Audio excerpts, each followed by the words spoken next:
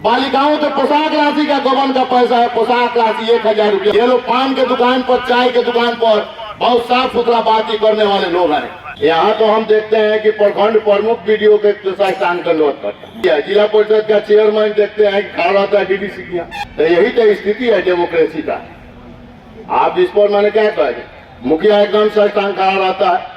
एक विवेक कुमार है जो कि ये बीआरसी में दलाली करता है, पढ़ाई का काम नहीं करता है, उसकी बहाली हुई है शिक्षक के पद पर, लेकिन शिक्षक का काम छोड़ के दुनिया का सब काम करता है विवेक कुमार। भगवानपुर हाट प्रखंड में सूचना अधिकार कानून का गर्भपात करा दिया गया है। यहाँ कोई पदाधिकारी नियत समय में सूचना देने के लिए तैयार नहीं है। भारतीय कम्युनिस्ट पार्टी द्वारा आयोजित महाधरना कार्यक्रम में उपस्थित तमाम कम्युनिस्ट पार्टी के नेतागण, कार्यकर्तागण, मित्रों, साथियों, पत्रकार मित्रों, माताओं बहनों, आज देश और प्रदेश का जो स्थिति बना हुआ है कि दूर दूर तक कहीं आशा और उम्मीद दिखाई नहीं पड़ रहा है कि जिस क्षेत्र में ताकिए उस क्षेत्र में भ्रष्टाचार ही भ्रष्टाचार दिखाई दे रहा है। हमारे साथी बोल रहे थे जनप्रतिनिधि लोगों के बारे में, आप प्रखंड विकास पदाधिकारी और प्रतिनिधि और पंचायती राज पदाधिकारी के बीच रिश्ता के संबंध में।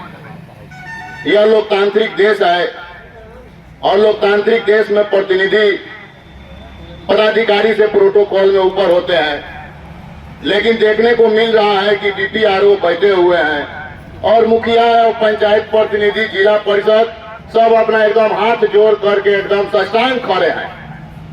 यही लोकतंत्र का अभी परिभाषा परिलक्षित हो रहा है।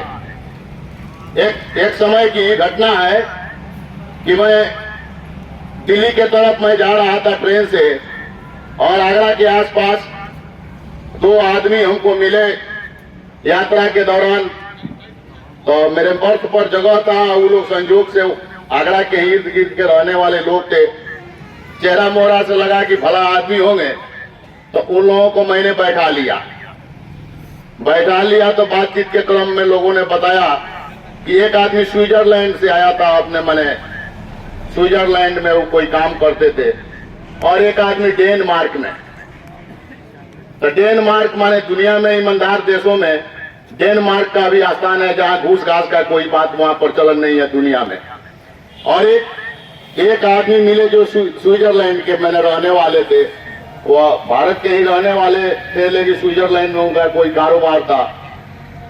तो दुनिया में डेमोक्रेसी कहीं है और सशक्त डेमोक्रेसी है तो वह स्विट्जरलैंड में आए। मेरे समझ से मैंने अपने जीवन में जितना हमने देखा है, समझा है, तो मैंने पूछा कि क्या हाल चाल है वहाँ, बताइए स्विट्जरलैंड का, वहाँ के मैंने किसान की क्या स्थिति है।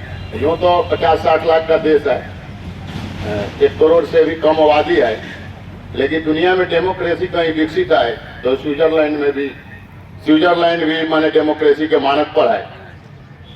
तो वो बताए कि गांव के लोग जाते हैं वहाँ प्रखंड विकास पदाधिकारी के लेवल पर, पंचायती राज पदाधिकारी के लेवल पर वहाँ भी होगा पंचायती राज पदाधिकारी का, वहाँ उसके भाषा में उसका दूसरा नाम होगा। तो वहाँ किसान जाते हैं तो खड़ा होकर के उसका अभिवादन करते हैं प्रखंड विकास पदाधिकारी या पंचायती राज पदाधिकारी। जिला स्तर पर जाते हैं तो जिला स्तर पर उनको सम्मान मिलता है, प्रखंड स्तर पर सम्मान मिलता है। यहाँ तो हम देखते हैं कि प्रखंड प्रमुख वीडियो के स्थान का अनुरोध करता है। ये स्थिति है। जिला परिषद का चेयरमैन देखते हैं कि खड़ा रहता है डीडीसी किया। तो यही तो स्थिति है डेमोक्रेसी का। आप इस पर मैंने क्या कहा, मुखिया एकदम संस्थान खड़ा रहता है। हम वो भी समय देखे हैं कि जगदीश पांडे यहाँ के मुखिया हुआ करते थे, यहाँ के सिद्धि प्रसाद यादव मुखिया हुआ करते थे। वह बहुत कम पढ़ा लिखा सिद्धि प्रसाद मुखिया थे, और हमने देखा जनार्दन सिंह को वीडियो को, बहुत माने प्रभावशाली वीडियो थे कि हमने देखा कि जगदीश पांडे के सामने खड़े रहते थे। और आज स्थिति यही है, चूंकि गिरावट तो आया है और गिरावट केवल माने प्रशासनिक क्षेत्र में नहीं, हमारे प्रतिनिधि में भी गिरावट आया है। प्रतिनिधि अपने को प्रतिनिधि समझने के लिए तैयार नहीं है, वो अपने अधिकार कर्तव्य को समझने के लिए तैयार नहीं है। साथियों, अब आइए मुद्दा पर। भगवानपुर 8 प्रखंड में सूचना अधिकार कानून का गर्भपात करा दिया गया है। यहाँ कोई पदाधिकारी नियत समय में सूचना देने के लिए तैयार नहीं है, वह चाहे राज्य खाद्य निगम का सहायक प्रबंधक हो या पंचायती राज पदाधिकारी। 30 दिन में सूचना देने का प्रावधान है और 30 दिन के बाद सूचना देना है तो निःशुल्क सूचना देना है। 2005 में इस देश के पार्लियामेंट ने जनता को बहुत बड़ा एक अधिकार दिया कि कम से कम देश में लूट खसोट में रोक लगाने के लिए सूचना अधिकार कानून बहुत कारगर साबित होगा, और कहीं कहीं साबित भी हुआ है। लेकिन भगवानपुर 8 प्रखंड में उसका 100% गर्भपात हो गया सूचना अधिकार कानून का। आप कितना हो आवेदन कीजिए, आपको समय पर सूचना नहीं मिलेगा। उसके लिए आप प्रथम अपील में जाइए। प्रथम अपील में प्रथम अपीलीय प्राधिकार को 45 दिन में निर्णय देना है, वह नहीं देता है 45 दिन में निर्णय, इसलिए कि ये सूचना अधिकार कानून एक माने ये इसको माने क्या कहा जाए, यहाँ माने सूचना अधिकार कानून माने फेल्योर 100%। प्रखंड ये गोदाम क्या नाम है, असिस्टेंट गोडाउन मैनेजर बिहार राज्य आपूर्ति निगम के मैनेजर से सूचना अधिकार के तहत मैं एक आवेदन किया, तो उन्होंने फोन पर हमको कहा कि इसको आप दूसरे जगह भेज देते।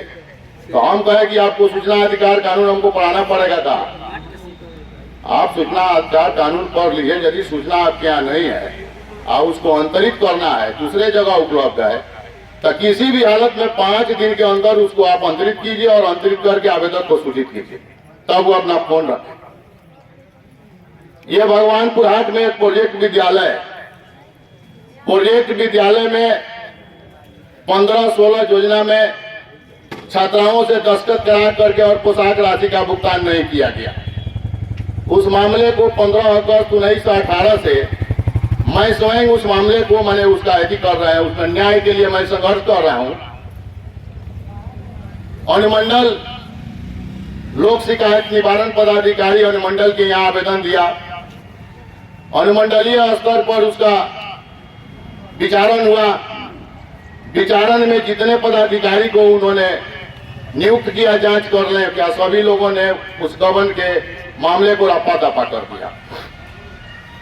वहां हमको न्याय नहीं मिला। न्याय मिला तो मैं नहीं मिला तो मैं प्रथम अपील किया जिला लोक शिकायत निवारण पदाधिकारी सिवान के यहाँ। जिला लोक शिकायत निवारण पदाधिकारी कुमार रामानुज से मैंने निवेदन किया कि आप इसका जांच शिक्षा विभाग के पदाधिकारी को माइनस करके और किसी स्वतंत्र एजेंसी से जांच कराइए।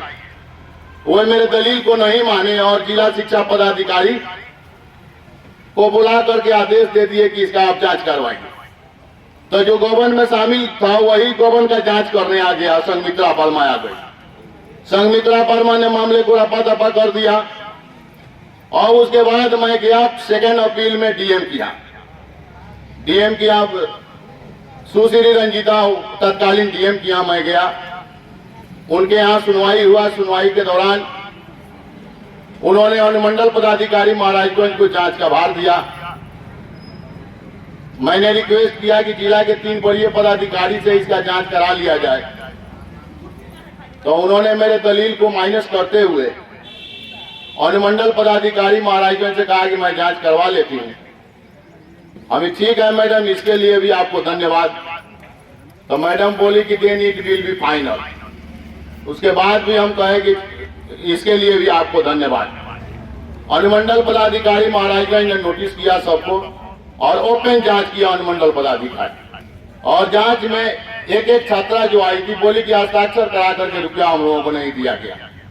अनुमंडल पदाधिकारी ने अनुशंसा किया अपना जिला पदाधिकारी सिवान किया। पुनः अनुमंडल पदाधिकारी के प्रतिवेदन पर सुनवाई हुआ और सुनवाई के दौरान जितने लोग अनुमंडल पदाधिकारी के पूर्व जांच किए थे सब पर सुनवाई हुआ और डीएम के यहाँ से 10 आदमी पर कार्रवाई का आदेश पारित हुआ और 72 घंटा के अंदर आदेश पारित हुआ कार्रवाई करने का जिला शिक्षा पदाधिकारी को। और ये 15 मार्च 18 से मामला चल रहा है तारकेश्वर भाई। आप लोग तो भाई आंदोलनकारी पार्टी से आते हैं, आप लोगों का तो अभी देश में यदि अभी कैडर बेस कोई बचा है पार्टी तो आप लोग बचे हुए हैं। और तमाम लोगों का मैं आभार व्यक्त करूंगा कि आप लोग भी माने जमे हुए हैं और आप लोगों को मैं जितना शुभकामना दूं कम ही होगा कि अभी भी आप लोग अपने ईमानदारी और कर्तव्य के पथ पर जमे हुए हैं। अभी तक उसमें अरेस्टिंग नहीं हुआ। मामला चलते चलते निदेशक माध्यमिक शिक्षा के आदेश पर एक आदमी पर एफआईआर हुआ, एक आदमी पर एफआईआर हुआ। वो आदमी अभी छूटे घूम रहे हैं और थाना उनका अनुसंधान अब कर रहा है। जब वनमंडल पदाधिकारी ने जांच रिपोर्ट दे दिया कि इसमें प्राइमा फेसी एविडेंस है, इसमें लूट हुआ है, और वनमंडल पदाधिकारी के जांच के बाद जांच चल रहा है थाना में, और थाना से लेकर एसपी ऑफिस तक और जिला शिक्षा पदाधिकारी से लेकर सारे शिक्षा माफिया उसमें लगे हुए हैं। उसमें 10 आदमी आरोपित हैं। तत्कालीन लेखा योजना के कार्यक्रम पदाधिकारी संघमित्रा वर्मा, सेवानिवृत्त जिला शिक्षा पदाधिकारी वह गबन में शामिल है। प्रखंड शिक्षा पदाधिकारी तत्कालीन सेवानिवृत्त राजकुमार मांझी, नूरुद्दीन अंसारी तत्कालीन प्रभारी प्रधान अध्यापक गबन के मामले में बहुत साफ कपड़ा पहन करके लोग घूमते हैं। ये गबन का बने बालिकाओं के पोशाक राशि का गबन का पैसा है। पोशाक राशि 1000 रुपया मिलता है और हस्ताक्षर करा करके ये नहीं दिया। और ये लोग पान के दुकान पर, चाय के दुकान पर बहुत साफ सुथरा बातें करने वाले लोग हैं।